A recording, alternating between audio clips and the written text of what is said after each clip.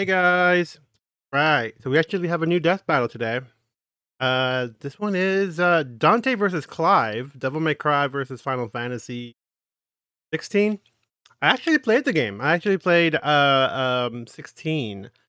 I am I was thinking the other day or when they announced it in the last episode, like because they usually try to have some kind of similarities to each other. I kinda couldn't really figure out, but I guess the idea is it's like the demon inside them, you know?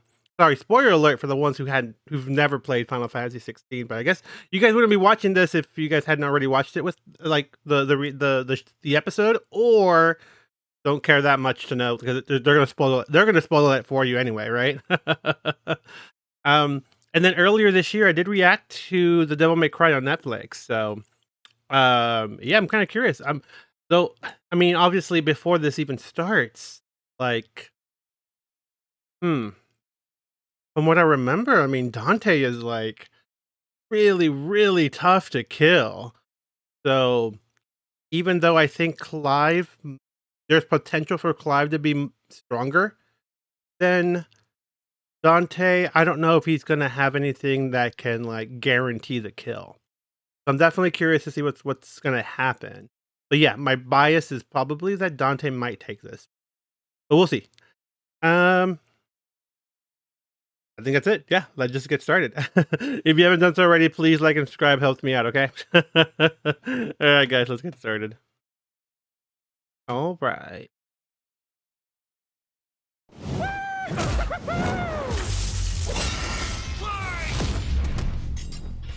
Dante versus Clive. DMC's Devil Hunter versus Final Fantasy's Shield of Rosaria. He's Wiz and I'm Boomstick. And it's our job to analyze their weapons, armor, and skills to find out who would win a death battle. Oh, do I not have the It's a subtitles dangerous on? world. Give me a second. Oh, it's also going to cover. Yeah, it's already telling us right now. There's going to be I guess yeah. So for those that don't know, they've done Dante before. I think versus Bayonetta. Um, but we'll see. We'll see what happens there. So I mean, sorry. We'll like you guys will get spoiled. World out there. Cultists, demons, and evil businessmen lust for power. And every day brings a new cataclysm humanity must face. This world may seem like the end, but for a devil hunter like Dante, it's party time. Who'd expect anything less from the son of the legendary demon Sparta? A dark knight who, thousands of years ago, woke up to justice and sealed away the demon lord, Mundus. But then Woke up to- Sparta yeah. mysteriously died, and his wife got iced by some demons, leaving Dante and his brother Virgil separated. Despite a long-gone family, Dante kept a chipper attitude and set up a business dedicated sure to did. one thing. Killing demons? And with the blood of Sparta running through him, he's the best in the business. By harnessing his own demonic energy, Dante He's in his bolsters 40s, his okay. speed, power, and durability, letting him blow Yeah. Tony Redgrave. Okay, I didn't know that's a nickname he had. The May in Zero May Cry. block kaiju-sized punches, move faster than a meteor, And regenerate like an unstoppable force of nature. As long as Yeah. he has the energy, he can heal from getting shot, stabbed, sliced through. Basically anything. Even without his regeneration, he's survived heat that would reduce the layman to ash. But no hunter is complete without an arsenal. And Dante's got one hell of a sword left by his dad, Rebellion. Plus ebony and Oh, ivory. has a name. 2 magic pistols with endless ammo clips. And they say the perfect gift doesn't Wow, exist. endless But ammo Dante's clips. full Wow. arsenal is far larger and Also, I've I tried playing. So okay, I didn't get into Devil May Cry when it first came out. I got into it like many years later with the HD collection, and I was terrible at the game because obviously it had the mechanics from the original. And yeah, I couldn't figure it out. And there was this like scorpion creature that just kept killing me. But so I never really got a chance to play any of them. So a lot of this stuff is kind of new to me. Um, just from what I know of him. And I played like a smidge of 5, just a little bit of it. Stranger. Like King Cerberus, a shape-shifting set of elemental nunchucks. Cavalier, a pair of buzzsaws that are also a motorcycle. Balrog, Oh, wow. fiery fisticuffs for boxing Damn. and capoeira. Yeah, lots of and weapons, Navan, okay. Guitar. Oh, he's got one An called Ifrit. electric guitar. There's Interesting. also Lucifer, a backpack of endless laser swords that Dante got after slaying. Actually, we never see how he beat Lucifer. Yeah, you know Oh, someone's really? a badass Never when thought. they off-screened the actual devil. Then Wow. there's my fave, Dr. Faust, a sentient hat that turns Dante into basically Orville Peck. Oh, that shit's crystallized demon blood. Dante needed this and much more when he got a Orville. warm welcome from the brother he thought long dead. In a twist of fate, Virgil was alive, but went down a very different path. While Dante was partying, Virgil studied the blade, seeking the power he needed to exert his will, even if it meant killing his own brother. Something he came close to doing in their first meeting. But the defeat only spurred Dante's awakening. He learned to teleport using Trickster, slow down time through Quicksilver, and double team That's foes right. with Doppelganger. With a slick pose and the right timing, he can royal guard dang near anything, then use the absorbed energy to armor up as a dreadnought. And then there's Devil Trigger, a Yeah, here we go. superform Dante achieves through his supernatural power. By tapping into his inner demon, Dante can fly and gains an enormous boost in speed and power. Naturally, his rematch with Virgil went very differently, and that was far from Dante's peak. When Mundus got up to his old tricks, Dante battled the Demon Lord in a vast sea of stars, a universe Mundus Oh, wow. created on a whim. Even later, Dante one-shot a stronger alternate future Mundus who had completely merged with Wow, the Demon one-shotted? So he's kind of a big deal. Literally, Mundus became a living universe just for Dante to shoot him in the face. Then there's Argosax, a god so astronomically intense he had the power of every other demon in existence, a divine deity of the sun that Dante also shot in the face. Oh, that guy. Wow. I completely forgot about him. Funny, so did Dante. Despite how powerful Wow. Argosax was, he was just an insignificant Tuesday to Dante. So it's safe to say Dante had become the strongest around. But no amount of style, pizza, or wahoos could fill the hole in his heart. Sure, Virgil was a power-hungry weeb, but he was still his bro. Beneath Dante's antics, killing the last of his family kinda messed him up. Until he learned his family wasn't as gone as he thought. It turns out he had a nephew, Nero, who Dante would Oh. help get into the family business in his own unconventional way. And for dead weight, Nero was pretty badass. Even helping For Dante take dead on weight. the so-called Demon King Urizen. Nero's Devil Breaker arm can fire light-speed lasers that Dante and Virgil have dodged. Dante and Virgil can already dodge lasers in their base forms, but when charged with enough demonic energy, they can outright blitz beams over 11 times faster than light. Oh, wow. Nero even survived getting melted down while inside a living statue. It's a long story. And that's the same sort of regeneration that Dante has, meaning he can survive being turned into a puddle. So Dante was ready when Virgil somehow returned. Again. And made an apocalyptic demon tree for what else? More power! With the entire world now on the line, Dante had to get serious and fully embrace his human and demon sides alike by stabbing himself. Holy shit, Dante has been impaled so much, he decided to make it how he powers up. So he Wow. got his greatest weapon, Devil Sword Dante, and became Sin Devil Trigger. This is Dante's demon energy at its peak. He can fire lasers with Loose, obliterate with the fires of Judgment, and surpass even the legendary Sparta. But although Dante was totally a match for Virgil, neither of them would budge on their ideals.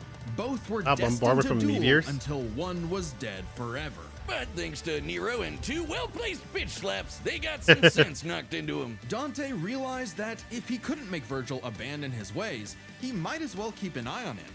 In one fell swoop, the two severed the world-spanning demon tree and prepared for a permanent departure to the underworld. You can choose your friends, but not your family. But if that's what it takes to keep Virgil safe, or rather to keep the world safe from Virgil, Dante will deal with it. And all things considered, he's happy slugging it out with his bro. Maybe happier than he's ever been. Proof that as long as you have the human drive, even hell can become a paradise sweet enough that a devil may cry. Wow. Okay. Interesting. Whiz, it's So like okay, yeah. So again, that's something I do remember is he had crazy regenerative abilities. I didn't think it was that crazy.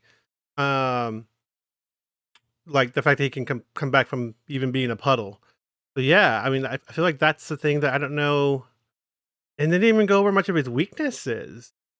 So yeah, I'm really curious because I mean, they'll probably spoil it in Clive's stuff, but yeah, I'm curious to see what can Clive do. Also, the time stuff. I mean, I know in Final Fantasy there is time manipulation, but I don't remember in the game if Clive could do it. But yeah, we'll see. An emergency! This fight's gonna have a banger soundtrack, but my Oh, headphones broke! commercial. Well, good. Trailer.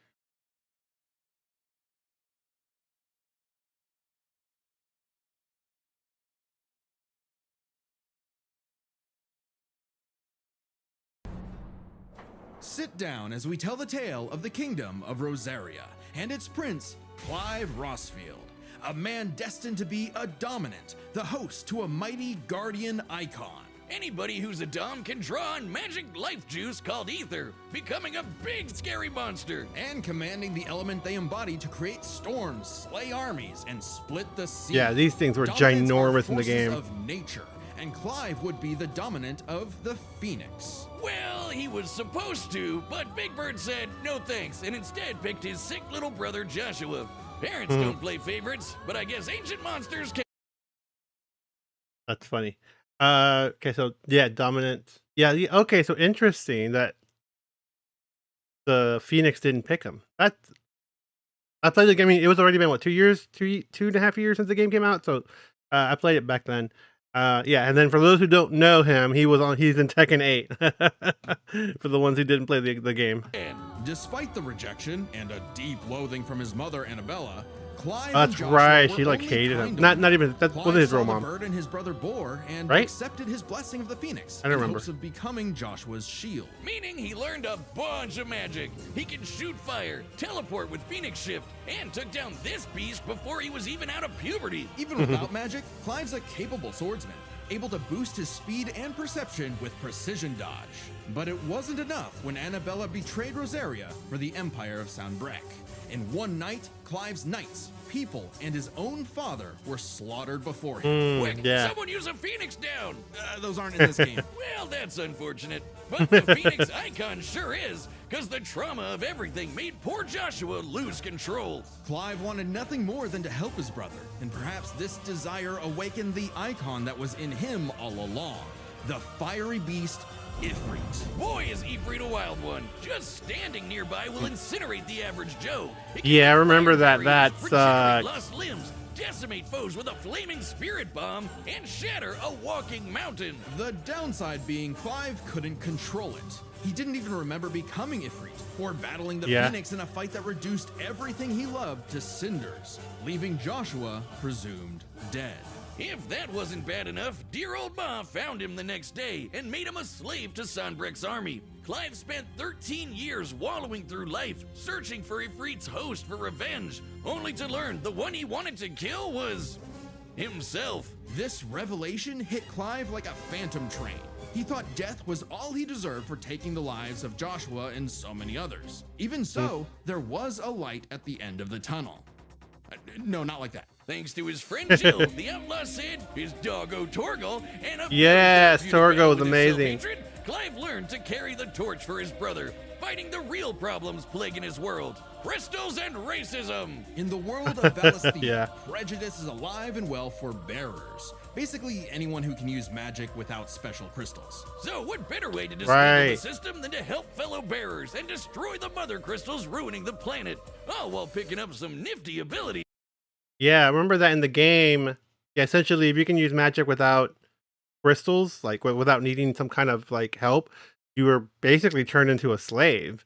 I think if you were nobility or something, you had an exception, but um, yeah, they even put like crests on their cheeks or something or on their face, which was like somehow poisonous. So if they ever try to remove it or something like incorrectly, or they try to get away, they could basically insta kill you. It was crazy. They really looked down on you for having that mark. It was insane.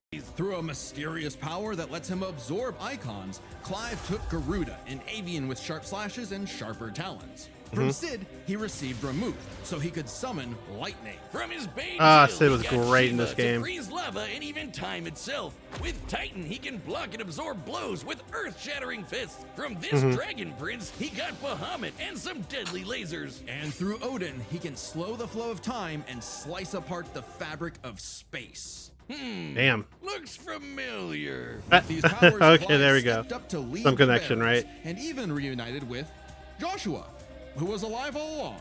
Surprise! Clive spent 5 years freeing the land and became hot as hell while doing it. Well, no, not well, yeah, that way, but also through Ifrit. By using part kind of, Ifrit's right? power, Clive can set himself aflame, activating Limit Break to boost his abilities. But Limit Break is far from Clive's limit. After absorbing the Phoenix essence from Joshua, he became Ifrit Risen.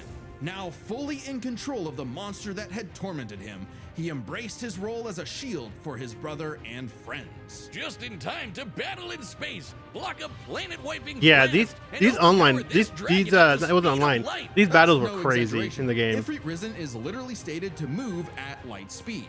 Not surprising when Clive has intercepted lasers over 3 times faster than that, and overpowered Omega, a god-slaying weapon that can destroy, and I quote, all of creation. But what made Clive strong enough to do all this?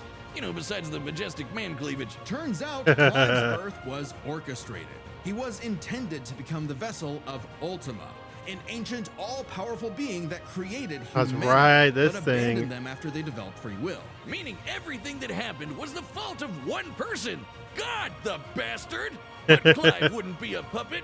If God was in the way of humanity's freedom, then God was gonna die. Easier said than done. No shit! Ultima was stronger than anyone Clive had faced, able to warp all of reality to create a universe. But Clive had a secret not even Ultima foresaw. Over his journey, he developed a special state of mind, Logos. AKA someone powered by human will and the bonds of consciousness with others. Okay, that sounds like anime friendship crap, but trust me, it made Clive a badass who could surpass his limits, getting stronger over the course of just one fight. So much so that, despite struggling against Ultima initially, by the end of the fight, Clive took out Ultimalius, a more powerful amalgamation of Ultima and his entire species, all while Clive was in his base form. Ultima literally became Ultima Squared, but Clive still kicked his ass. Using his bonds with his brother, his friends, and his unbridled will, Clive killed God in a giant 999,999 damage punch. Okay, so it really was the power of friendship after all. Yeah, Hey, this guy's yeah, got it a was. future in Shonen. Basically, that's what it was. Except we don't really know what happened to Clive. Whether he lived or died, though, doesn't really matter. It was his journey and the world he created that made his 2 life billion meaningful. ton Clive's rock. dream of a future Oh, where rock everyone tentacles? can live and die on their own terms had become a reality. And his stories were written up in a book by a certain Joshua Rusfield, which he titled Final Fantasy. Wow. Okay. Damn it. Yeah, I kind of can't tell who's probably gonna win. Um, the only thing, the only thing I can think of is, um, it's just Dante's regenerative ability, right? That would be the biggest thing that I think Dante would have, probably. Uh,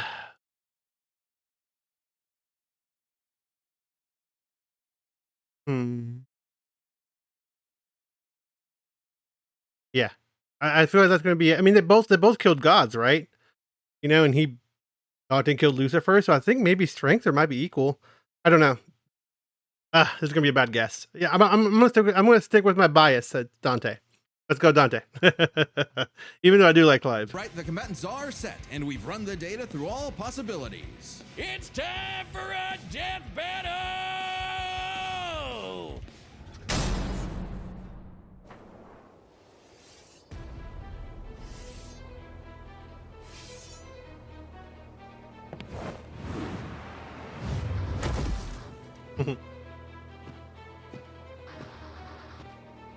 Hey, I heard your fiery friend is causing trouble, and I'm in the business of dealing with trouble. Leave now. I have a god to kill. The last thing that will stop me is a demon.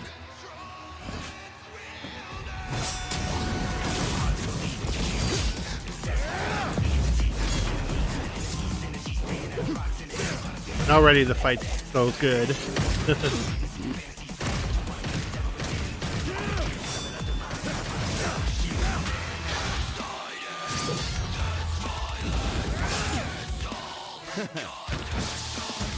Oh, plus Dante's flashier.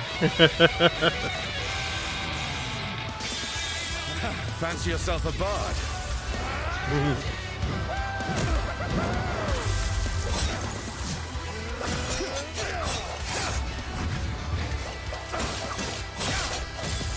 Wow.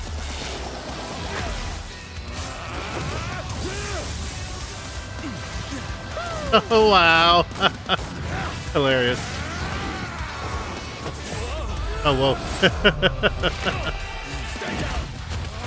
Damn.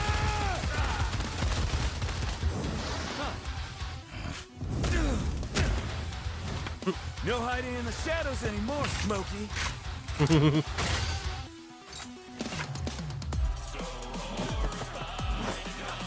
Time to see the light.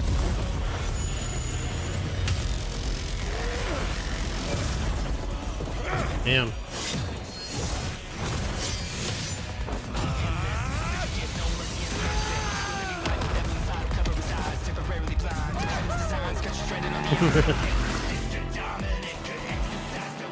What the hell is that?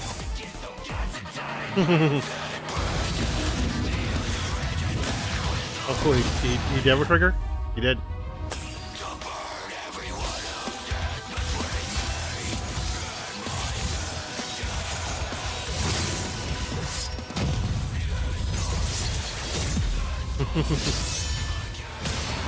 I kind of don't even care who wins. This battle's already looking so great.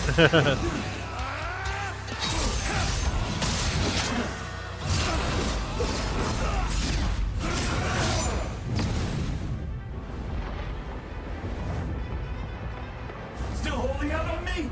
Let's see what your monster can really do. So the devil cries for more. Let's give him everything we've got. Joshua!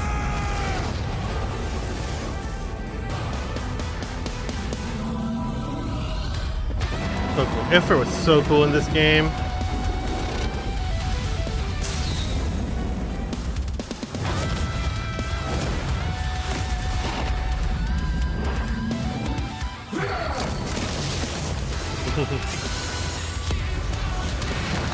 I won't underestimate you.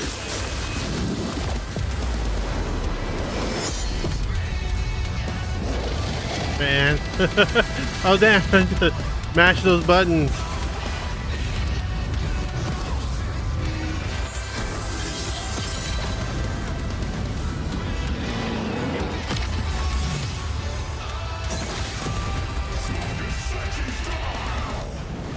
Looking sexy style. Oh damn, they're both still alive. Oh crap.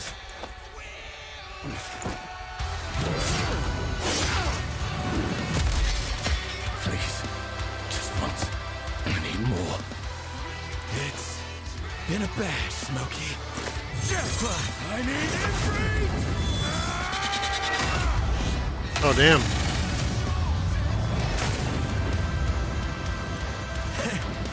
Not bad. Not bad. Oh wow. After a fight like this, a god will be nothing. Wow, those look so cool. I don't even care that I lost. That I was wrong. Okay, that was a whole nother level of close, but I think we got the point. This was not an easy call to make. Dante and Clive matched each other so closely, it was hard Right? finding a definitive advantage either had. This is best explained through 3 categories, starting with stats. Both Dante and Clive could easily beat up universe-busting threats. Mundus and Ultimalius could create universes at a whim, and Dante and Clive defeated them sans their own super forms. Dante and Clive could both consistently intercept lasers at faster-than-light speeds. And Dante could always amp up with demon juice to briefly outspeed Clive anyway. But Clive could match that by boosting his own speed and reflexes through precision dodge. Both were so beyond the pale that neither could definitively overpower the other. Yeah, Still, that makes given sense. their crazy powers, you'd think one of their abilities would break the deadlock. Not so much. Dante and Clive could generally match each other blow for blow, be it to teleport, slow down time, flash freeze the other, block and absorb hits, etc. And Dante could survive the intense flames of Ifrit. He's dealt with heat like that before. Though Clive did not have a perfect match against Doppelganger, he did have more methods of manipulating time, both more reliable and usable, in addition to defensive measures like Ifrit's barrier to fall back on to outlast powers like Doppelganger. But their super forms evened out. Any edge Clive could get from, say, Limit Break or Ifrit Risen, Dante could match with Devil Trigger or Sin Devil Trigger. In the end, both have answers to most of each other's powers, making it still anyone's win. Which is why it came down to one major factor: endurance. Just how long could these two keep at it? Yeah, exactly. While Dante's super forms could undoubtedly keep up with Clive's, there is an emphasis in story and gameplay that they expend a lot of demonic energy. The longest Dante has battled in Devil Trigger against someone his equal is about 6 minutes, and abilities like Doppelganger, Quicksilver, and Sin Devil Trigger burn through it even faster. Clive's time in Ifrit Risen isn't limitless either, but it can last longer, fighting for tens of minutes if necessary. But given how close this match is, it's vital. If Ifrit Risen catches Dante outside of Devil Trigger, it's over. I know what you're thinking. Dante's crazy tough. His healing factor's way better than Clive's. Clive can regen lost limbs, sure, but Dante can heal from getting reduced to a puddle. Couldn't he just tank Ifrit's attacks? Well, yes, but also no. This is where context is everything. While no doubt impressive, Dante's healing has been overcome in the past because it is tied to how much energy he has. Less demonic energy means a less potent healing factor. Oh, okay, there we go. Out for a month straight by Urizen, only surviving thanks to a constant source of demon blood. Hell, overtaxing demon regen is how Dante killed Virgil in the first place. Even if we assume Dante could get a second wind, it's always possible Clive could get one too, becoming even stronger from pure willpower, just like when he fought Ultimalius. So for as tough and there we go. as Dante was, I'm not mad about this. Just that much more to get the final edge. The devil was in the details, but Clive's victory is no fantasy. The winner is Clive Rossfield. Next time on Death Battle. Not mad at that. Ooh, the finale for 2025 already. Oh yeah, next month. We're in November. Oh man.